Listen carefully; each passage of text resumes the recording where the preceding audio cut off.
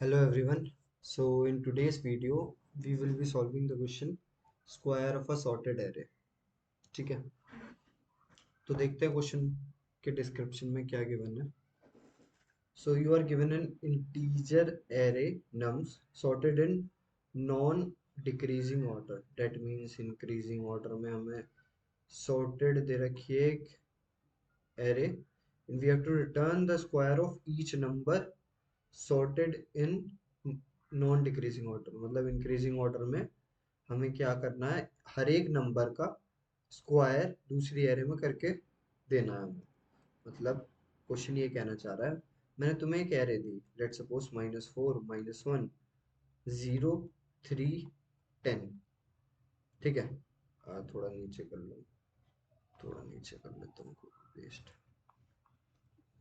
वो कह रहा है कि मैंने तुम्हें एक एरे दी,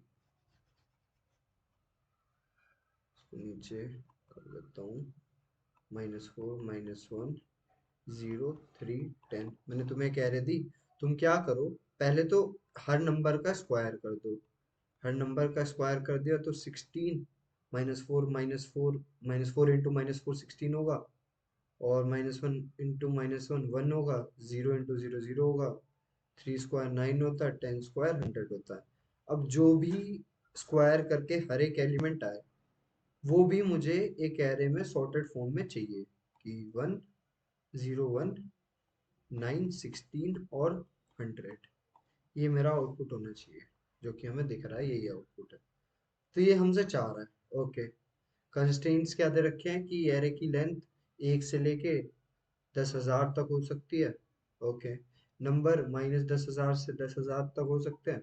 ओके, अब ये एरे सॉर्टेड ऑर्डर में होगी. अब इम्पोर्टेंट चीज नीचे जो गिवन है ना, ये है, ये वाली चीज जो नीचे गिवन है, ये follow up. Squaring each number and sorting the new array is very trivial. Could you find an order of n solution using a different approach? उसने कहा कि मुझे पता है तुम हर एक नंबर का स्क्वायर निकाल के उसे दूसरी एरे में पुट कर दोगे और वो सॉर्ट करके मुझे दे दोगे.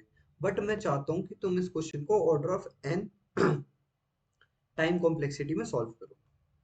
मैं बोलूंगा ओके. ओके, तो मैं कुछ सोचता हूँ. मुझे क्या गिवन है, -4 -3 1 0 -1 -3 गिवन है क्या, -4 -1 0 3 और 10. ये गिवन है मुझे. अब मुझे क्या चाहिए, इनका स्क्वायर निकाल के, एक सेकेंड बस, इनका स्क्वायर निकाल के उसको सॉर्टेड ऑर्डर में देना. अब मैं क्या करूंगा, इजी क्वेश्चन है, जहां तक है आधे लोगों को समझ में आ गया होगा. मैं किस लिए कर रहा हूँ, ताकि तुम्हें डिफरेंट अप्रोचेस जो मीडियम लेवल और फिर हार्ड लेवल क्वेश्चंस में यूज होने वाली होंगी ना, तुम्हें आइडिया रहे सॉल्व कैसे करना है. ठीक है, अब मैं क्या करूंगा, पहली चीज, फर्स्ट थिंग फर्स्ट थिंग मैं एक एरे बनाऊंगा, खाली एरे, जिसका साइज उतना ही रहेगा जितना गिवन एरे का साइज है. क्यों, ये मेरी बेसिकली आंसर एरे है जिसमें मैं square of each element return करके दूंगा. ओके, अब मैं क्या करूंगा, यूजिंग टू पॉइंटर्स अप्रोच, मैं क्या करूंगा, एक पॉइंटर मैं रखूंगा यहाँ पे, एक पॉइंटर रखूंगा मैं यहाँ पे, दोनों एंड पे एक पॉइंटर रख दिया, because this array is sorted. अब मैं क्या चेक करूंगा, मैं चेक करूंगा कि भाई इन दोनों की एब्सोल्यूट वैल्यू में से कौन बड़ा है. अब मैंने देखा कि भाई -4 का एब्सोल्यूट क्या होता है, 4, और 10 का एब्सोल्यूट क्या होता है, 10 ही होता है. एब्सोल्यूट बेसिकली वो कहते हैं कि नेगेटिव पार्ट हट जाता है, ओनली पॉजिटिव पार्ट हमें मिलता है.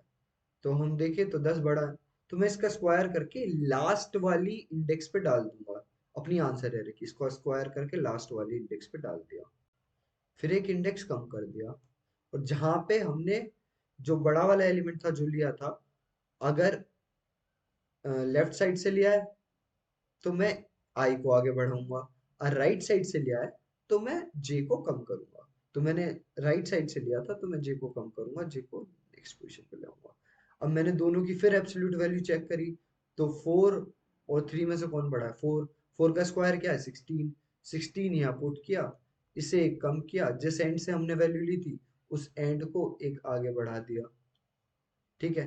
अब -1 और 3 की एब्सोल्यूट वैल्यू में से 3 बड़ा है, उसका स्क्वायर किया 9, जहां से वैल्यू ली थी राइट हैंड साइड से, उसकी एक इंडेक्स कम कर दी। Easy, very easy. अब इन दोनों में से कौन बड़ा है? एब्सोल्यूट वैल्यू इन दोनों में से किसकी बड़ी है? 1 की। तो 1 का स्क्वायर क्या होता है? 1। ठीक है। अब जहां से वैल्यू ली थी उसको एक लेफ्ट हैंड साइड से ली थी, तो इंडेक्स एक बढ़ा दिया। इजी चल रहा है, बिल्कुल स्मूथ। अब जिस इंडेक्स पे हम हैं, मैंने देखा एक ही इंडेक्स पे है, तो इसका स्क्वायर करके, ये के तो हमने आगे बढ़ाया ही नहीं था, ओके सॉरी। फिर मैंने चेक किया कि जिस इंडेक्स पे है मैं, वो बराबर ही है, तो भाई जीरो यहाँ पे आ गया, क्योंकि जीरो का स्क्वायर तो जीरो ही होता है, और इस पोजीशन पे हमने जीरो पुट कर दिया। तो मैं क्या क्या कहना चाह रहा हूँ, मैं क्या कहना चाह रहा हूँ, मैंने दो चीज देखी। फर्स्ट थिंग, मैंने अपनी आंसर एरे बनाई, एरे बनाई, ठीक है, आंसर एरे बनाई। Second thing, I use two pointer approach, two pointers approach लगाई मैंने, जिसमें मैंने एक पॉइंटर लेफ्ट हैंड साइड पे प्लेस किया, एक पॉइंटर राइट हैंड साइड पे प्लेस किया। अब उन दोनों की एब्सोल्यूट वैल्यू कंपेयर करी। एब्सोल्यूट वैल्यू कंपेयर करने के बाद जिसकी एब्सोल्यूट वैल्यू, लेट सपोज उसको आई बोल देते हैं, उसको जे बोल देते हैं, let suppose absolute value of i और एब्सोल्यूट वैल्यू ऑफ जे, इन दोनों में से जो भी ग्रेटर होगी उस साइड से मैं वो वैल्यू ले लूंगा, और अगर लेफ्ट हैंड साइड से हुई तो लेफ्ट हैंड साइड को आगे बढ़ा दूंगा, राइट हैंड साइड से हुई तो उसको एक कम कर दूंगा। और मैं एक पॉइंटर रखूंगा अपने एरे के एंड पे, मैंने एरे का एंड बनाया था, और उसको एक एक कम करता जाऊंगा by placing square of the number at that particular position. ठीक है। मैं एक बार कोड करके दिखाता हूँ तुम्हें, यहाँ पे इजी हो जाएगा तुम्हारे लिए। तो मैंने क्या किया, मैंने दो पॉइंटर बनाए, एक पॉइंटर लेफ्ट हैंड पे, एक पॉइंटर मेरा राइट हैंड पे, जहाँ पे एन मेरी स्क्वायर एरे का साइज है, और एक पॉइंटर मैंने कहाँ बनाया, जो कि रहेगा मेरे आंसर एरे के एंड पे। तो मैं एक एरे बना लेता हूँ जो कि मेरा आंसर होगी, जिसकी साइज एन होगी, और इनिशियली मैं चाहे तो जीरो रख सकता हूँ उसको, सारे एलिमेंट्स को। अब मैंने क्या किया, जब तक मेरे आई और जे पॉइंटर एक दूसरे से क्रॉस नहीं हो जाएंगे, डेट पर्टिकुलरली मीन्स जब तक मेरा एरे का ट्रेवर्सल खत्म नहीं हो जाएगा तब तक ये चीज करनी है तुम्हें। क्या करना है, अगर absolute value of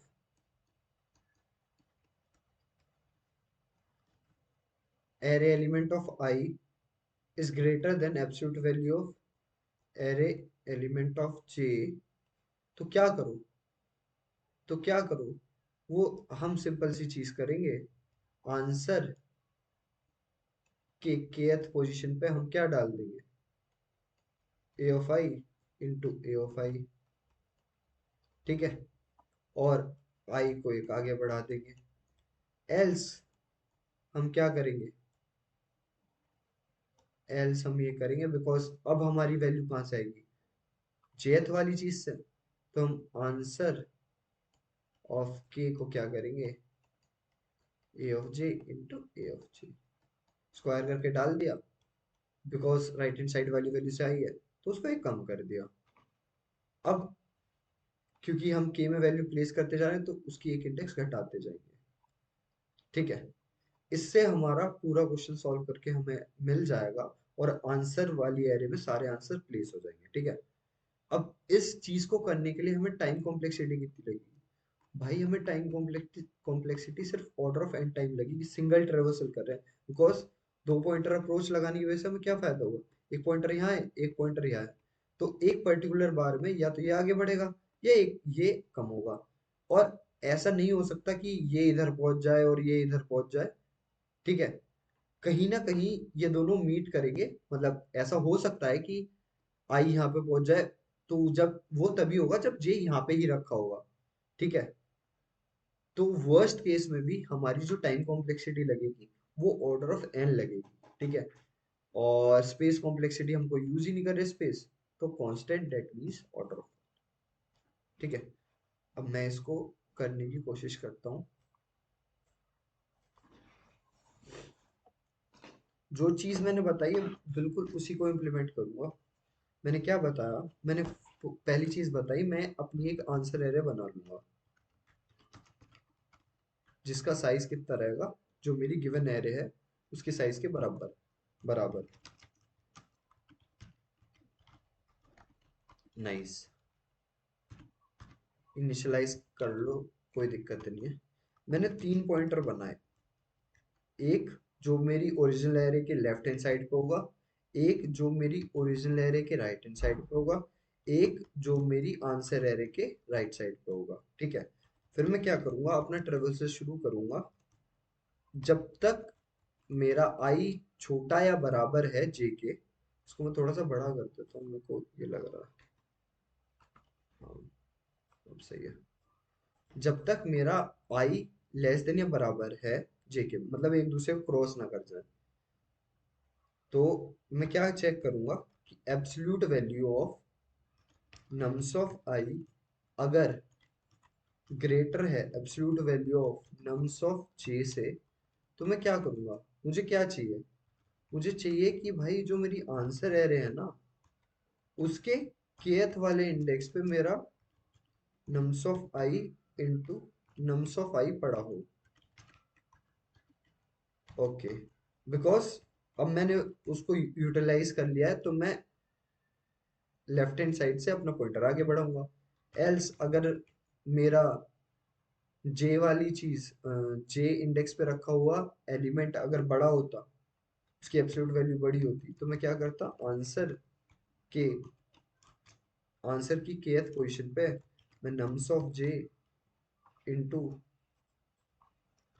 nums of j डाल देता और उसको एक कम कर देता। नाइस। और के को हर बार कम कर देता, बिकॉज जो मेरी आंसर एरे है वो मैं राइट हैंड साइड से फिल करता हुआ जा रहा हूँ। अब मैं क्या करूंगा, रिटर्न कर दूंगा आंसर, बिकॉज इस लूप के बाद मेरी आंसर एरे फिल हो गई होगी। अब मैं इसे अगर रन करा के देखूं, तो अगर हमने सही सोचा है तो ये चल जाना चाहिए। नाइस। और अगर हमने सही सोचा है तो सारे टेस्ट केस पास भी हो जाने चाहिए। ओके, सारे टेस्ट केस पास हो गए हैं। और इसमें हमारी सिर्फ टाइम कॉम्प्लेक्सिटी लगी है जो कि ऑर्डर ऑफ एन है। क्योंकि एक चीज और बताता हूँ मैं तुम्हें, एक चीज लोग कह रहे होंगे कि भाई तूने आंसर स्टोर करके भी तो भेजा है आंसर एरे में, तो वो तेरी ऑक्सिलरी स्पेस में काउंट नहीं होगा। नहीं होगा, बिकॉज ऑक्सिलरी स्पेस क्या होती है, अगर मुझे कंप्यूटेशन परफॉर्म करने के लिए, अगर मुझे कंप्यूटेशन परफॉर्म करने के लिए, मतलब जो मैं प्रोसेस कर रहा हूँ, अपनी एल्गोरिदम लिख रहा हूँ, उसके लिए मुझे अगर उसके लिए अगर मुझे स्पेस चाहिए होती है ना, उसको मैं एज एन ऑक्सिलरी स्पेस में काउंट करता हूँ। अब इस यहाँ क्या हो रहा है, वो जो स्पेस में ले रहा हूँ under consideration, that is just to return my answer. मैं आंसर रिटर्न करने के लिए वो स्पेस ले रहा हूँ, बाकी मुझे और कुछ काम नहीं है उससे, ठीक है। जब आंसर रिटर्न करने के लिए उसने खुद से स्पेसिफाई कर रखा है कि तुझे वेक्टर, मतलब तुझे एरे रिटर्न करनी है, तो वो मेरी ऑक्सिलरी स्पेस में काउंट नहीं होगी। जस्ट टू क्लैरिफाई, मैंने ये बता दिया है। बाकी ये काफी इजी क्वेश्चंस है। मैं क्यों करा रहा हूँ, ताकि एक बेस बना के चल सकूँ। मैं अभी फ्यूचर में काफी मीडियम लेवल और हार्ड लेवल क्वेश्चन भी कराऊंगा। तब तक के लिए कंटिन्यू रहे इस सीरीज में, और लाइक करें if you like the video, and you can also subscribe to the channel to get the further notifications of the videos. ठीक है, तब तक के लिए टाटा।